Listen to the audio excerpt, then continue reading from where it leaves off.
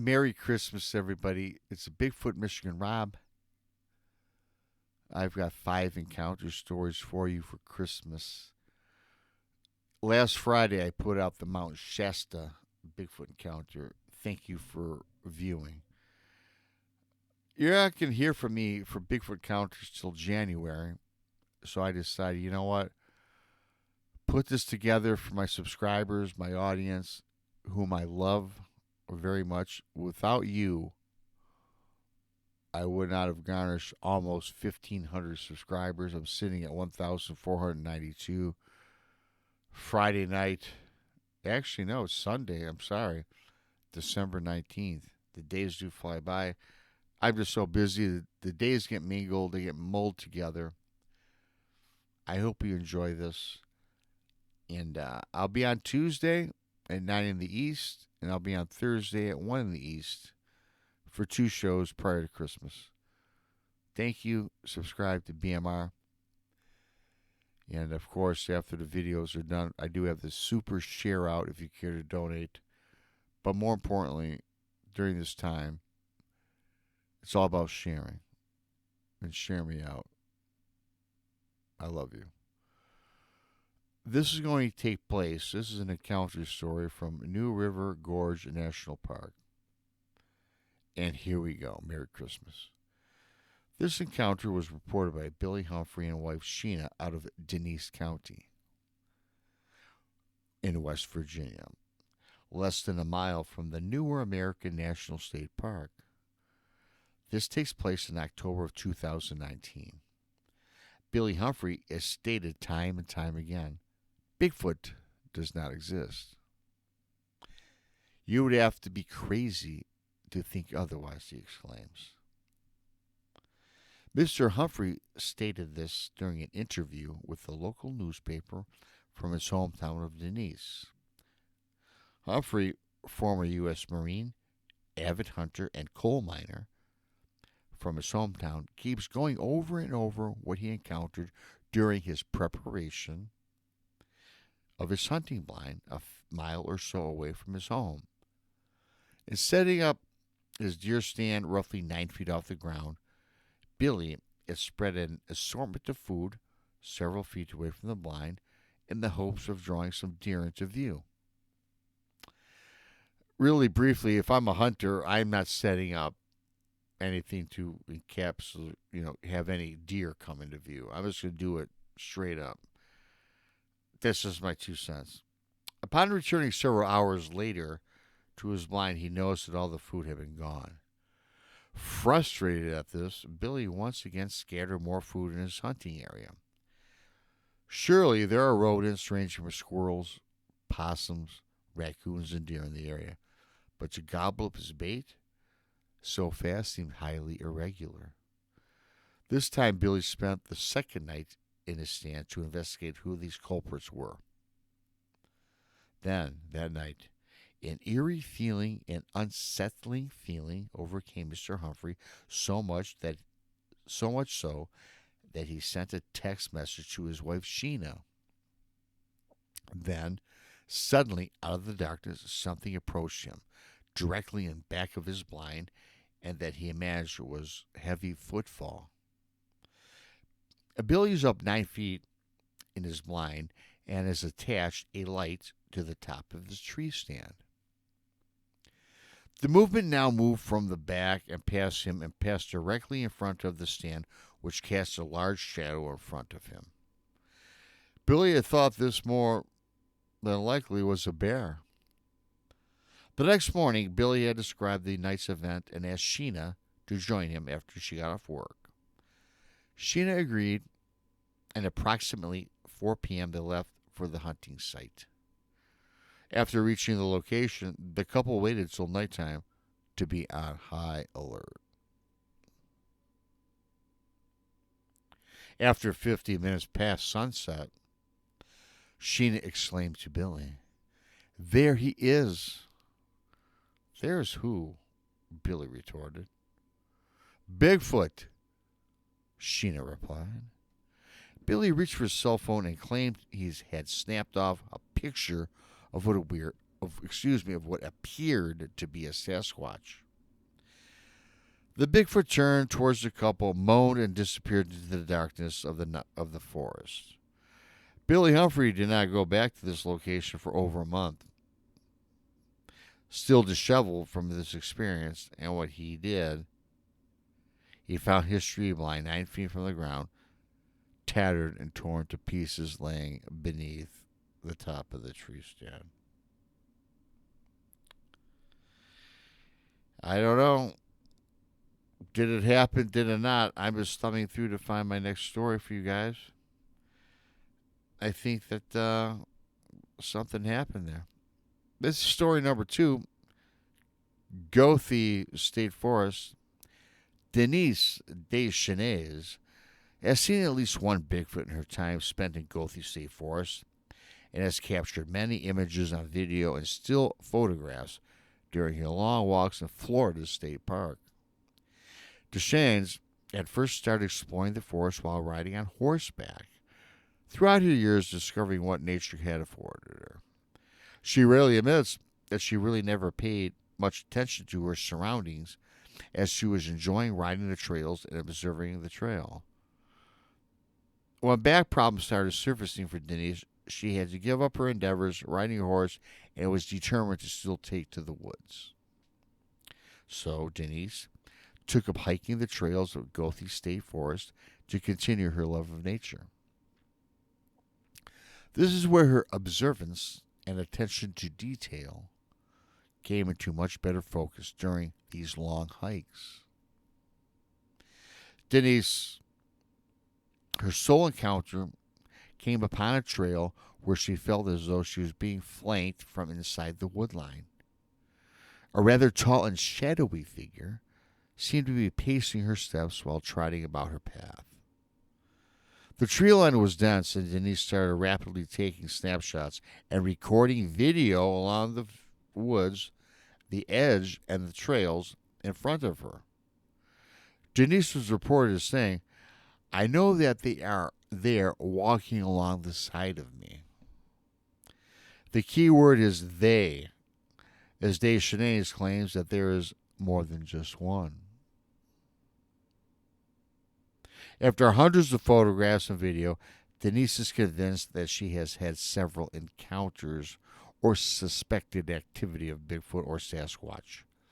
She goes on to explain that these creatures appear in many of her stills and help corroborate these images. She sent them off to professional photographers and even the BFRO, Bigfoot Research Organization, for those. Amongst these photos include a large figure standing and lurking behind trees along with several large footprints that seem unusually large to be human. Responses back from these professional photography outlets could neither deny nor corroborate the photos, but do agree that there is something captured in the photos. The BFRO did offer some conclusions in regards to possible Bigfoot sightings in Gothi State Forest. A witness report in 2012 stated that there were unusual scrape marks going high up into a tree. The markings seemed unusual and could not identify what type of animal it was and was deemed unidentifiable. The same witness reported that hours later, he seemed as though he was being flanked and watched from the tree line, much like Denise's earlier report. Further, the report goes on to read that growls were heard along with very large footprints. In 2005, from the same state park as reported by the BFRO, two hunters made claims to have actually seen not one, but 2 skunk apes, common word for Bigfoot in the South. They were watching from a distance for approximately 10 minutes. The hunters made claims to also see rather large, not animal footprints, more like humans. With many reports and claims of Bigfoot activity in Gothi State Park, it makes it a likely hotspot for today's Bigfoot enthusiasts and researchers. I believe this story. I'm not a fan of the BFRO and their reportings and I will willingly admit to that. But I'm not going to get into that because we got another story coming up. And this story, you guys, is going to be my Bigfoot encounter, but I have it in words and in writing for a lot of you that have not heard it. I want to put this on video. So bear with me again this Christmas, and I just want to do this. Merry Christmas. I'm just scrolling through on my phone here just to get to it so I can read it in my words. June 15th, 2018 will go down as one of the most traumatic days in my life. I wanted to surprise my girlfriend Cindy with a fishing trip to Cadillac, Michigan that backs up to the Manistee National Forest. Cindy, not much of an outdoors person, much to her chagrin, was not at all amused at the surprise that I had bestowed upon her. Reluctantly, she agreed to appease me, so off we drove down Interstate 75 towards Cadillac. Once we arrived, I had rented a small cabin, of which included a small bass boat, to take on the lake to start our adventure. We got on the lake at approximately 10 in the morning, and the day began. Lake Cadillac is a huge lake that is surrounded by many homes, small retail shops, and a smaller industry. It is a community that thrives on both local business as well for out-of-towners to help keep its economy thriving. After an hour or so of fishing the lake, Cindy was getting bored as we just had gotten no bites. And for a person's first attempt at fishing, this was not going anywhere. With little to no success, I decided to travel across the lake to a canal that connected Lake Cadillac to Lake Mitchell. Moving through the man-made canal and boating into Lake Mitchell, I had noticed that the buildup of homes and businesses was much less than the bigger lake. Keeping in mind, Lake Mitchell is extremely huge.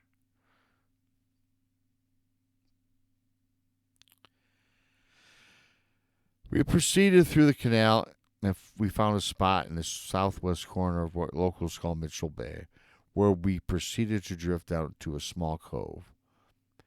We were drifting 90 feet from shore when I proceeded to arrange our boat and tackle to start fishing, hoping for better luck. The shoreline backs up to the Manistee National Forest, and the sky was bright blue, and the colors of the green and lush landscaping was relaxing and inviting. While driving along the shore, my head is face down, arranging our tackle. Cindy is standing up, gazing into the forest, when she says, "Rob, somebody is throwing rocks at the boat." I look up to shore and see nothing.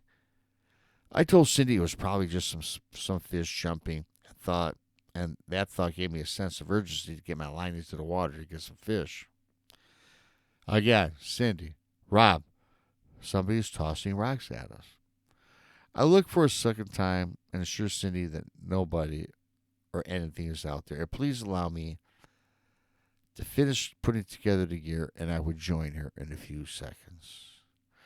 Now, for whatever the reason, I happen to glance up into the sky and see an object falling and splash about 5 feet in front of our boat. It was a rock about the size of a baseball. As I motioned towards Cindy to apologize for not believing her, she is gazing at the shoreline, again approximately 90 feet away, and the color of her skin from head to toe seemed to be drained of all color. It is early summer, and she already has a nice tan. You could not tell by looking at her at this particular instance. I looked ashore to see what has caught her attention, and I see why she lost all color. Standing right at the edge of the tree line offshore was at least a 9-foot-tall Sasquatch. It stood with its arms and hands to its side and had long, reddish-brown hair. The arms seemed to reach down past its knees. The creature was covered in hair with the exception of lightish gray skin on both its chest and face. In describing the face, it appeared to be wrinkled and looked like a human being, but a human who suffered from Down syndrome. Amazed at what I had been witnessing, The encounter grew even more terrifying. The arms that had flanked the creature's side now rose and paralleled the shoreline. The jaw of the creature dropped a good 6 or 7 inches from the mouth, exposing two canine-type eyes at the top of his mouth, and two much narrow, sharper teeth tucked much closer on the bottom. The size of the mouth extended from ear to ear and was so big that you could fit a bowling ball right inside it. It kind of reminded me of that game Pac-Man from the early 80s. The sheer fright that I had been enduring did not end there. The beast now rolled his eyes back, turning them black. The skin grew tight, and this thing metamorphosized into what today I freely describe as a demon. We're not done. From inside his body seemed to come from the depths of his lungs was a long and violent scream, guttural grunt, and yell, all amplified in unison. I felt a shock wave come across from the water. I stumbled back a step while Cindy was driven directly off the boat into the water of Lake Mitchell. I tried to move to my right, but now I am paralyzed and my vision seems to look through what I describe as a filter. The beautiful blue of the sky, the green tree line, and even the reddish-brown color of this entity now appears to be black and white, and time seems to have stopped. I know in my mind that I must get back to Cindy. I must get her back into the boat. I shook my head several times and I finally froze. I finally break free of my frozen state or my paralyzation. I rushed to the end of the boat and pulled Cindy back up into the vessel. A feeling of dread overtook my body as I now getting to Cindy. I looked back to the shoreline and this creature's gone. This is the most scared I was. The creature was gone. Where was it? Not knowing where it is, I sped the boat around and raced across Lake Mitchell, through the canal to Lake Cadillac, to the dock area where I had taken the boat. Shaken by this encounter, Cindy and I said no words until we found a bar close by where we docked the boat. We settled into a far corner in the back of the bar and sat in silence until we ordered our drinks. Cindy and I ordered a shot of Jack Daniels and a bottle of Bud Light. I told the barkeep that I would have the same, but to make mine a double. When we got our drinks, Cindy, still trembling, asked, "Honey, what in the hell was that?" I replied, "I do not know." She then said, "Do you think it was that Bigfoot creature?" I replied, "Yep, I think it was." Even up to this day, I do not know what we encountered. My life has been dedicated to finding out whatever this was. You see, it has become personal for me. Exactly 2 months and 3 days after this encounter on August 18th of 2018, Cindy had passed away. This story is dedicated to her, and I thank you for that. You've all heard that story, but I want to put it on video, so I apologize for those who have heard it. But it's always worthwhile repeating. This next story is the Okefenokee Swamp in southern Georgia. The earliest of Bigfoot encounters has been dated way back to the 1800s, more specifically 1829, when a group of men making their way through these dense swamplands in search of a place to settle down and spread some roots. Upon dredging through the swampland, these settlers came across a tribe or a very mysterious group of indigenous people. While traveling through these small parts, a small group of men became lost in the swamplands for days. These men were rescued by a group of beautiful women. The group of women had warned these settlers that it would be in their best interest if they were to leave this land at once. The women told tales of gigantic fearful men. They roamed the swamps with warlike and menacing intentions. This warning went on without concern, and the group stayed in Okefenokee. Not soon thereafter, a group of men left their camp to go hunting. In the distance, what could only be described as a gigantic monster was seen running towards the band of men. It was described as having strides encroaching over 6 feet in length and moving with tremendous speed and agility. The beast gained rapidly upon the men, who had proceeded to fire their rifles directly at the creature. This was to no avail, as the monster ripped apart and killed at least 5 men. Finally, after several more shots into the beast by the remaining survivors, the Bigfoot toppled over in agony.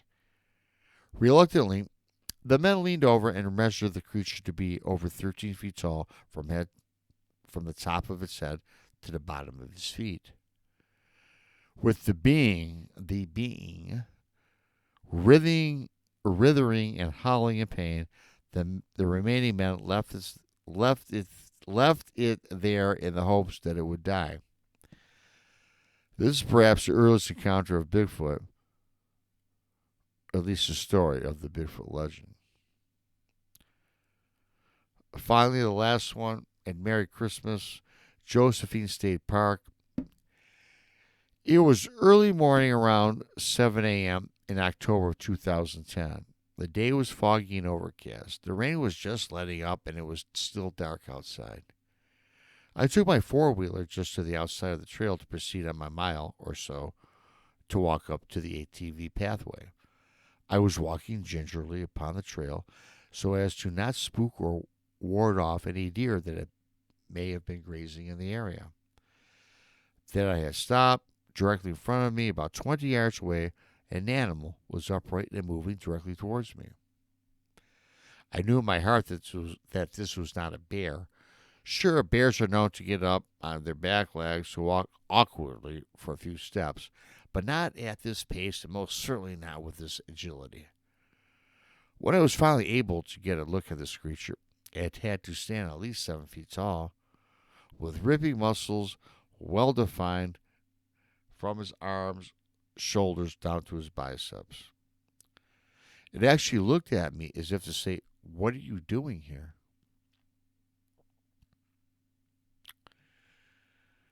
Then it sits back and gives out a disgusting grunt and growl as if to get or go home. I immediately turned down the trail, got to my four-wheeler, and went home.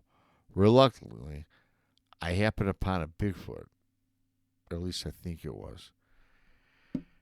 I hope you guys like these stories. Yeah, we're about 23 minutes into it. But that's the end of what I have until the new year. Please subscribe to Bigfoot Michigan Rob. I enjoy telling you guys these stories. I hope you like them. Excuse me, I do these raw. I read them raw. So you have to excuse me. I'm not going to keep editing the videos. It's just me doing my thing. I love you all. Thank you for subscribing. I hope you all have a Merry Christmas until January when I come out with my other encounter stories. I wish you love and peace for the new year. I know we all could use it. Bigfoot Michigan Rob appreciates you all, and thank you. Good night.